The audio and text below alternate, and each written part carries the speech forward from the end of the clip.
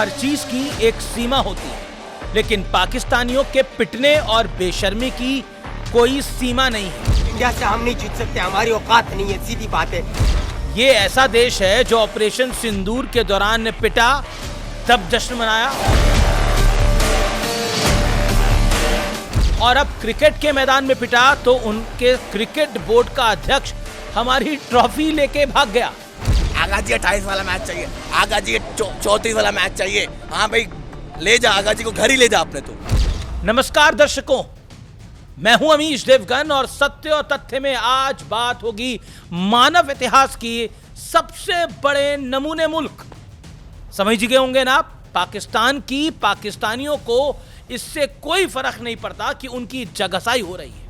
Power of बाप, बाप का पावर है। भिखारी हो तुम, आए हो जीतने भारत से, तुम्हारी औकात है भारत से जीतने की, तुम्हारी हैसियत है अपने बाप के सामने खड़े होने की भी। उन्हें फर्क सिर्फ इस बात का पड़ता है कि उनके कटोरे में खोटे सिक्के कौन डालेगा। उधार के लिए वो किसी की भी बूट पॉलिश कर सकते हैं, अपना घर बेच सकते हैं। इंडियन आर्म्ड फोर्सेस ने मारा तो अमेरिका की छत्रछाया में के लिए अपने देश को गिरवी रखने की पूरी डील कर चुके हैं। और दुबई में टीम इंडिया ने पीटा तो उनके बोर्ड का चीफ भारत का कप लेकर फरार हो गया। मैं झूठ नहीं बोल रहा, ये इतिहास गवाह है, ये साक्ष्य हैं, ये दृश्य हैं। क्या बेशरम देश है। मोहसिन नकवी इसलिए चिढ़ा हुआ है क्योंकि भारतीय टीम ने उसके हाथों से कप लेने से इनकार कर दिया। कल मैच के बाद लंबे वक्त तक भारतीय खिलाड़ियों को मनाने की कोशिशें होती रहीं और नकवी इंतजार में पोडियम पे खड़ा रहा, लेकिन देश के सम्मान में हमारे खिलाड़ियों ने फैसला ले चुके थे और यही वजह है कि वो मैदान में बैठकर रिलैक्स करते हुए दिखे और अपना फोन इस्तेमाल करते रहे, क्योंकि टीम इंडिया ने ठान लिया था कि आतंकी देश के गृह मंत्री, जो कि पीसीबी और एसीसी का अध्यक्ष है, उसके हाथों से ना ट्रॉफी लेंगे और ना ही मेडल पहनेंगे। बेइज्जत होकर जला भुना मोहसिन नकवी वहां से भाग तो गया, लेकिन भारत की ट्रॉफी साथ लेकर भागा। लेकिन पाकिस्तानियों की साथ पूछते भी प्रयास कर लें, वो भारत का तिनका भी अपने पास नहीं रख पाएंगे। लिहाजा एशिया कप तो भारत जरूर आएगा, क्योंकि भारत के जो मुखिया आजकल है ना, वो मारते भी हैं और रगड़ते भी हैं। और पाकिस्तानी हाल ही में नरेंद्र मोदी का जिगरा देख चुके हैं ऑपरेशन सिंदूर में, और अब तो ऑपरेशन तिलक हुआ है, यानी सिंदूर के बाद तिलक किया गया है। इंडिया हमारे बाप थे और बाप रहेंगे। हम इंडिया के जूते के बराबर नहीं है। मैं आज हल्फन कहता हूँ, इंडिया आई लव यू यार, तुम लोग सही हो। वैसे प्रधानमंत्री मोदी ने एशिया कप में भारतीय टीम को जीत की बधाई देते हुए पाकिस्तान के जख्मों पे नमक नहीं, सीधा तेजाब उड़ेल डाला है। प्रधानमंत्री मोदी ने एक्स सोशल मीडिया पोस्ट में लिखा, खेल के मैदान पर भी ऑपरेशन सिंदूर, नतीजा फिर वही हुआ, भारत जीता, हमारे क्रिकेटर्स को बधाई।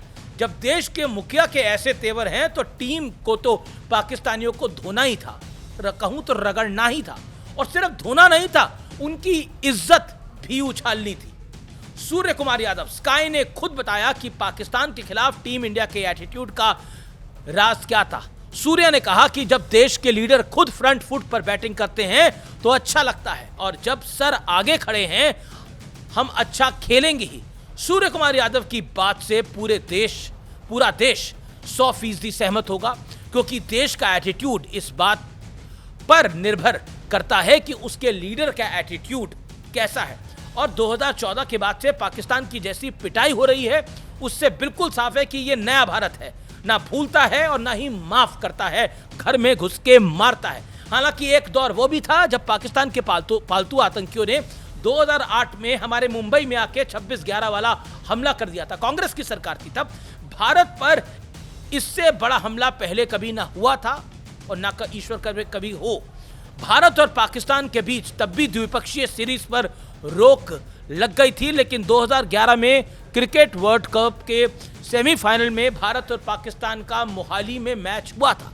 और सुनिए, उस मैच को देखने के लिए पाकिस्तान के प्रधानमंत्री यूसुफ रजा गिलानी खुद मोहाली में थे, स्वर्गीय मनमोहन सिंह के साथ मौजूद थे। अभी और सुनिए, इसके बाद 2012-13 में भारत ने पाकिस्तान का टूर किया और वहां बायलैटरल सीरीज खेली। उस दौर में भी मनमोहन सिंह ही देश के प्रधानमंत्री थे, कांग्रेस के शासन वाली सरकार थी। आज वही कांग्रेस और पूरा विपक्ष भारत के एशिया कप खेलने पर सवाल उठा रहा है। क्या वो अपना दौर भूल गए हैं? तब हम भारत में वो आतंकी आके मारते भी थे और हम खेलते भी थे और कोई कार्रवाई भी नहीं करते थे। और एक आज का दौर है, और आज के दौर में नरेंद्र मोदी और भारत की पॉलिसी बिल्कुल साफ है। पाकिस्तान एक आतंकवादी देश है, वो हमारा दुश्मन है, लेकिन आईसीसी एसीसी के इवेंट में खेलना मजबूरी होती है। हालांकि इंडियन टीम ने पहले मैच से ही पाकिस्तान को उसकी औकात में रखा, ना हाथ मिलाया ना बातचीत की, और जब पाकिस्तानियों ने दुस्साहस की कोशिश की तब उन्हें करारा जवाब मिला। बाकी करम आपका पीछा कभी नहीं छोड़ते। हैरिस राउफ इसकी गवाही दे सकता है। सुपर 4 के दौरान राउफ ने हाथों से कुछ इशारे किए थे, ऐसे करके कुछ क्रैश करने का दिखाया था। ये इशारे कथित तौर पर भारत के राफेल गिरने से जुड़ गए थे। वो भारतीयों को चिढ़ाने की कोशिश कर रहा था, लेकिन फाइनल में सब उल्टा पड़ गया। राउफ पाकिस्तान की हार की बड़ी वजह बना है और अब पाकिस्तान में लोग इसे गाली दे रहे हैं। पाकिस्तानियों की गाली का वो शिकार हो गया है और अब तो टीम से भी विदाई तय मानी जा रही है। कुल मिलाकर 2025 में पाकिस्तान को पिटाई का डबल डोज मिल चुका है। अभी महीने कुछ बाकी हैं। ये ऐसा साल है जिसने पाकिस्तान को ढोल बना दिया है। भारत को जब जब मौका मिलता है वो इस ढोल को पीट के चला जाता है। दे दनादन ददन।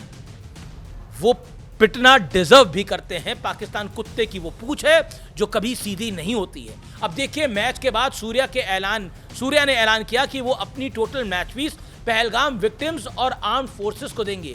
दबाव में पाकिस्तान की भिखारी टीम के कप्तान ने भी ऐसा ही ऐलान करना पड़ा।